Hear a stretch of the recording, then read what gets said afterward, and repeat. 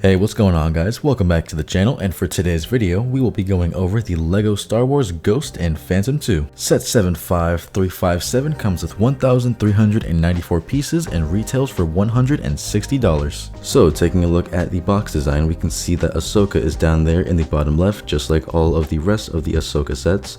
And then we have the two ships in action with, I believe that is Shin Hati Starfighter in the background. And then looking to the bottom right, we have all 5 minifigures that we're going to be going over later in this review. And then looking to the back, we can see that we have all of the features in this set laid out for us, with our characters being around the docked Ghost and Phantom 2 inside some sort of hangar.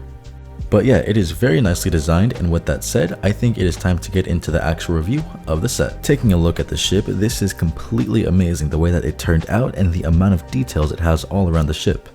And as you guys can see here, we have 5 minifigures, with the first one being Officer Hawkins, I think his name is, going over to Lieutenant Beta, Hera Syndulla, Jacen Syndulla, and Chopper. So moving this set around, we can see that it is actually very nicely detailed. There is so much packed into the outside, and as we can see on the back, here is the detachable Phantom, and there are the engines right below it.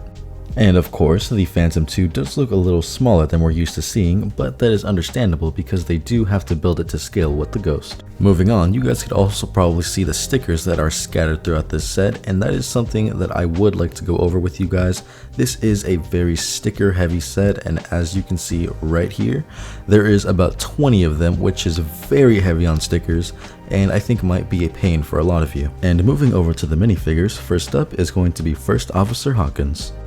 So looking over this minifigure, I'd say that it just looks like a boring and plain minifigure for the most part. There's not really too much going on with him. And taking a closer look at what he has, we can see that he has a collar, a printed badge, a belt, and it's just overall implemented very nicely, but it's just not a very exciting figure. And looking down to his legs, they have no printing, so there's not really much to talk about there. And flipping him over to his side, there's not really too much going here either, except for the sand blue arms, and that's about it.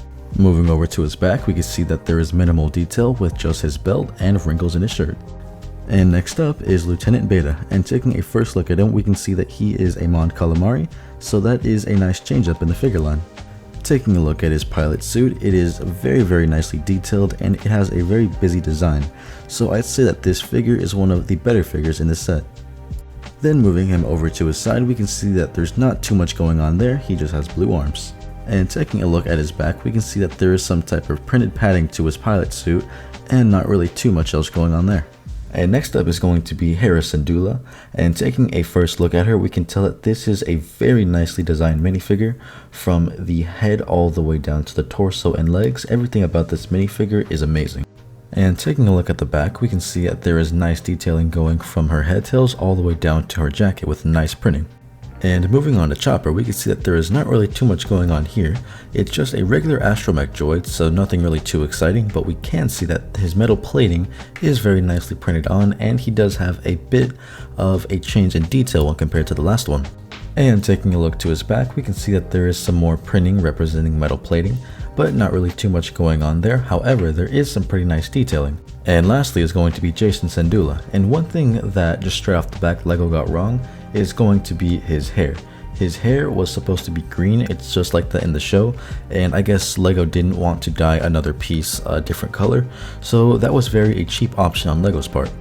And taking a look at his torso, we can see that he has a very nicely detailed vest along with some other features that are nicely printed, like his belt buckle. Taking a look to his back, we can see that there is simple printing of his vest with overlapping layers, but even though it is simple, it is nice nonetheless. Overall, I think that the minifigures of the set were the weak point because they just weren't as exciting as everyone was expecting them to be. They were nicely detailed, nicely printed, but just the characters themselves and who they chose to put in the set was not all that exciting. And moving on to the Ghost, there is one thing that I would like to say before we get started, and it is that this set is very wobbly. As you guys can see, that there is a lot of moving pieces that you could fold up, flip off, and yeah, it just does not feel very structurally sound. And I do get why they had to make it like that, because this is a very modular set with a lot of detachable stuff and angles, but at the same time, it would have been nice to have that bit of stability there. And flipping the ship to the back side, we can see that there is the docked Phantom 2 right there, which we will get to later. But looking at the engines, we can see that they were very nicely detailed and actually very fun to build. And they even included a hot dog piece right there, dyed gray, being held on by that arm. And taking the Ghost off from the docking bay, we can see that there is quite a bland docking bay that is underneath, and it is not at all like the previous Ghost. It is just a stick and a stud holding the Phantom 2 in place, which I think is okay. It is functional and not really going to be shown that often, so that is something to take into consideration. And moving to the front of the ship, we can see at the bottom we have two spring-loaded launchers with a cannon that is posable up and down, and it is actually attached to this mechanism back here that controls the way it moves and also fires the missiles.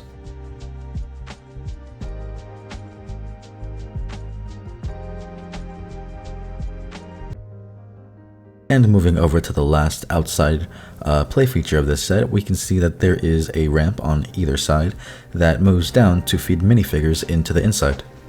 And one more thing before we get into the interior features is that there is this turret on top that is posable up and down just like the one on the bottom of this set, which does kind of suck because on the last Ghost that was actually posable 360 degrees, and on this one it's only up and down. But moving over to this windshield that has a nice seal around it, we can lift it up and that will actually lead to the inside of the ship where we can put a person in the cockpit.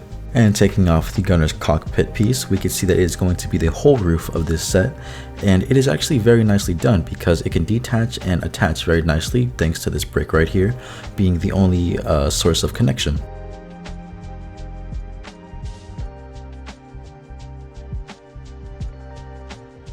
So taking a look at the Ghost interior, we can see that it was nicely thought out and well planned because there is a lot of room in here. As you guys can see, my hand, it can fit in here without any clearance issues.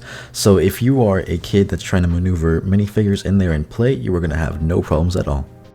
And now looking to the back of the interior, there are two builds in which I don't know what they are or what they represent, but I guess that they do help the interior feel more like a spaceship. And now looking at this red opening right here, this is going to be the other side of the docking ramp which we went over earlier, where you would feed the minifigures into. And I also do really like the caution line that they have right before the entrance. Some other features are this control panel in which you could have a minifigure standing at, a very nicely put together sink with actually a surprising amount of detail, and a crate.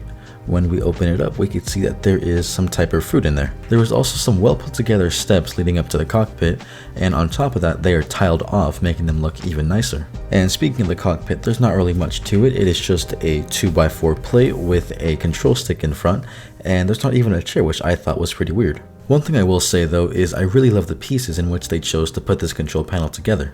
And pulling the front windshield down, we can see that it reveals a different interior to the set, and in my opinion, the coolest part about this set. And we can actually pull this whole part out to reveal the inside in which the gunner is going to sit, and this is a very nice interior with that Inquisitor lightsaber piece and some sticker detailing too. And then once we're done, we just line up the rails and it snaps into place. And now moving over to the Phantom 2, we can see that this is a very sticker heavy part of the set despite its size.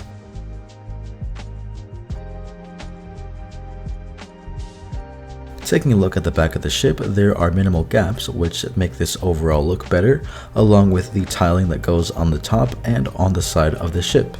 At the back there is a compartment with these tools inside.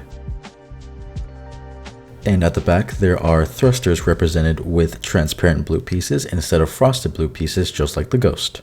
One thing that does bug me about the Phantom 2 is the lack of connection when it comes to its pieces, which overall just makes it very fragile.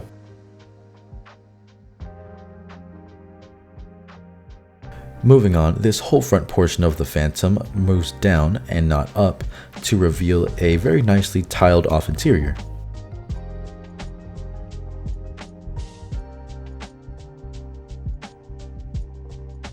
When it comes to putting minifigures in the cockpit, I noticed that the full-size minifigures actually had a harder time staying in there and allowing the window to close. Although of course it is going to be possible to fit any minifigure in here, I just noticed that it is a lot more difficult when compared to Jason.